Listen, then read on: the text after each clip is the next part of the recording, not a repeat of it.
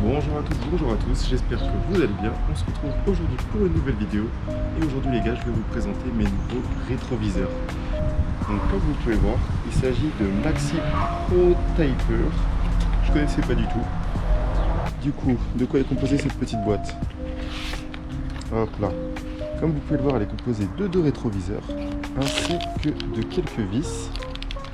Et hop là, des joints qui vont avec. Concernant les rétroviseurs, il s'agit de rétroviseurs en aileron, comme vous pouvez le voir. Donc très sympa, avec une forme un peu carbone. Voilà, tac. Et qui peuvent se relever comme ceci.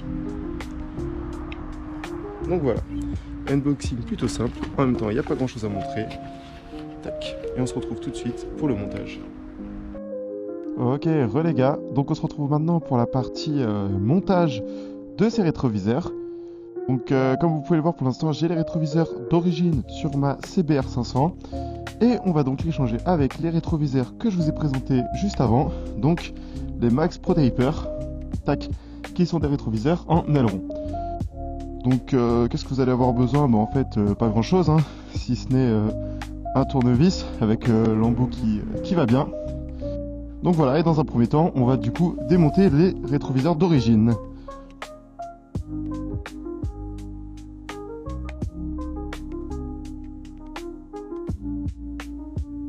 Ok, et de 1.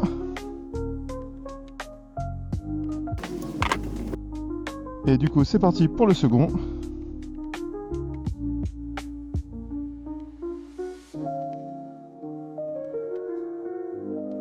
Et de 2.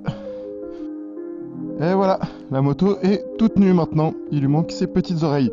Donc déjà, je vais pouvoir laver un peu l'intérieur, du coup, les protections des rétroviseurs. Ce qui permet de mettre les rétroviseurs. Et par la suite, je vais pouvoir du coup installer les nouveaux rétroviseurs. Et voilà, du coup, tac tac tac tac tac. On passe un petit coup. Rien de bien méchant, hein, histoire de nettoyer un peu.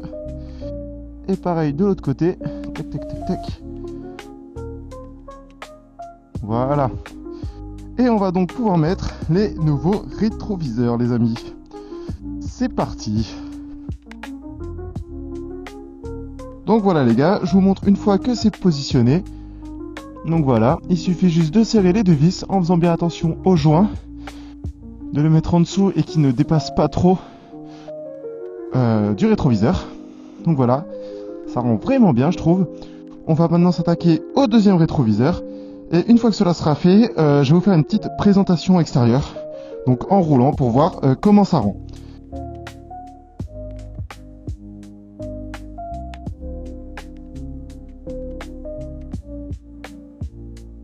Alors, toi la petite vis, pas bouger.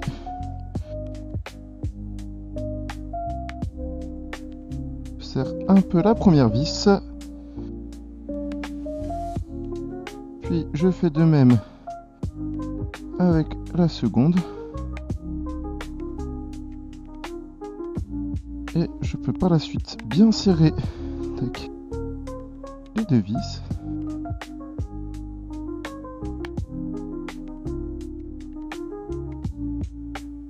Ok les gars, ça m'a l'air pas mal.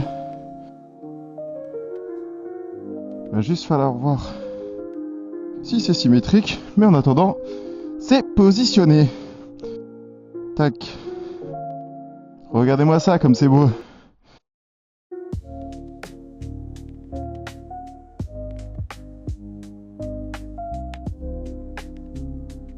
Donc voilà les gars, maintenant c'est positionné, c'est prêt. On se retrouve tout de suite pour la partie présentation sur la route et voir si on arrive à voir avec ces petits rétroviseurs. Et les gars, j'espère que vous allez bien. Du coup, on se retrouve en voix off pour tester du coup ces petits rétroviseurs sur la route. Donc comme vous pouvez le voir, franchement, on voit super bien avec. Perso, ça fait maintenant une semaine que je roule avec et j'ai pas eu de soucis. Si petit souci, c'est que des fois, les rétroviseurs, ils se dérèglent, ils se rebaissent sans que je le demande ou ils montent un peu avec le vent. Mais il suffit de serrer juste avant de partir et franchement, il n'y a pas de souci. Donc je recommande grandement ces rétroviseurs. Ils sont vraiment sympathiques. Donc là, comme vous pouvez le voir, que ce soit en virage ou en ligne droite, on voit super bien. Je vais vous montrer aussi une petite partie où je ferme les rétroviseurs. Parce que c'est aussi pour ça qu'on les a achetés, hein, parce qu'il y a le petit côté aileron forcément, donc ça rend bien. Donc vous allez voir ça tout de suite. Donc voilà, je trouve ça vraiment sympathique. On a l'impression d'être un petit avion. Donc forcément c'est pas utilisé tout le temps parce que c'est quand même important de voir dans les rétros, hein, ça a quand même une utilité. Mais bon, de temps en temps, petite ligne droite ou quoi, ça peut être sympa. Et puis franchement, je vous avoue, c'est super stylé. Donc voilà les gars, j'espère que ce petit tuto vous aura plu. Et moi pour ma part, je vous dis à la prochaine.